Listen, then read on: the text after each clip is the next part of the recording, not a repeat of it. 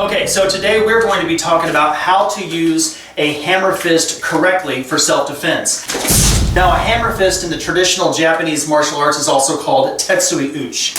And that's something that we're going to be talking about today. The hammer fist is a technique that's commonly talked about. It's within, whether it's women's self-defense or just self-defense classes or just self-defense in general. A lot of people like to say, go to this technique, use a hammer fist strike. And they give you many examples why you should be using this. And although I do think a hammer fist is an excellent strike for self-defense, I think that you've got to be able to use it correctly, and you got to know what you're using it for. Because although, yes, it's a great tool for self-defense, it is very limited in the way that you can use it. Mr. McLean, come on in. Now, first of all, a hammer fist is exactly what most people think it to be. It's a fist and you're hammering onto your opponent. Now, when you do a hammer fist, you want to make sure that you make a fist, correct fist, and generally speaking, you're using this part of the hand, right, to hammer down onto your opponent. Coming down onto the opponent, coming lateral into the neck, or coming with that hammer fist right into the throat.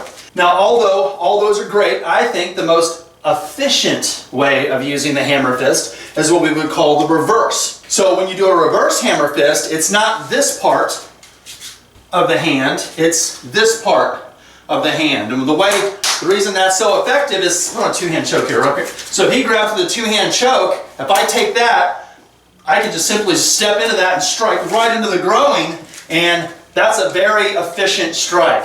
When you're doing it, again, we want to go down, you want to go lateral strikes to the throat, you can come right into the neck, and you can do a reverse hammer strike right into the groin.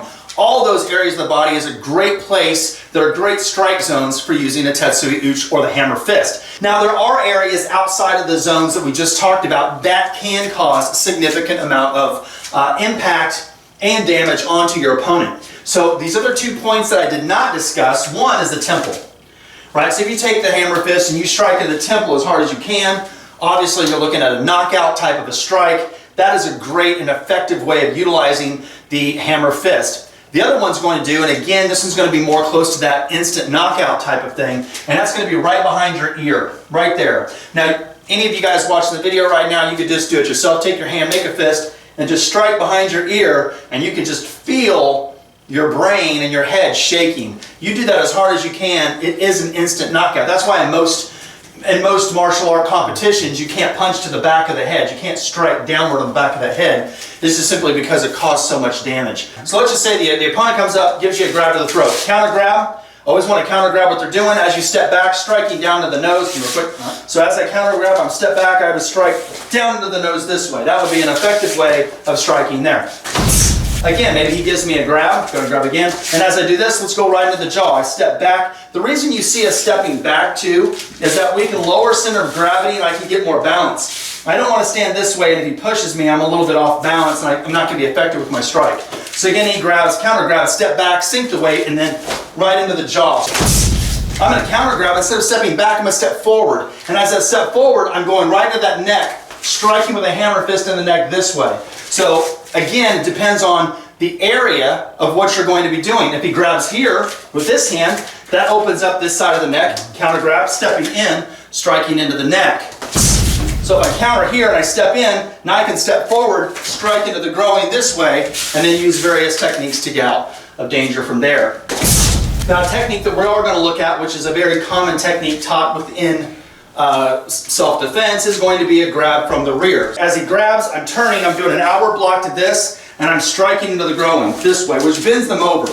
Now, as he's here, that gives me a second hammer fist here behind the neck, or right to behind the ear that we discussed, striking this way. And then this opens up a way to get out for danger. So again, one more time slow, let's look at that. So if they grab here, you can use the hammer fist as a block here, strike to the groin, strike to the back of the ear, the back of the neck, and then coming back out.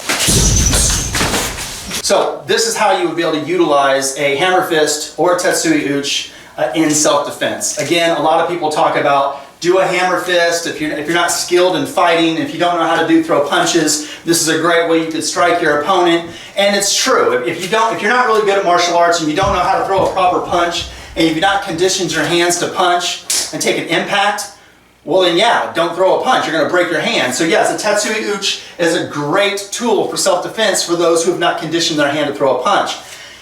However, if you are going to be throwing a Tetsui Uchi to someone, don't do it in a way that's not going to be effective. I mean, what happens when people lose it and they get in a self-defense situation, they'll start like, hitting on the chest, hitting on the shoulder, they're just flailing these strikes. But even though they're throwing all these strikes, it's just not effective. So you want to make sure if you're going to do it, you want it to be effective. And again, if you go to those areas that we discussed and you utilize the Tetsui Uchi or the hammer fist correctly, it can be an effective tool for self-defense.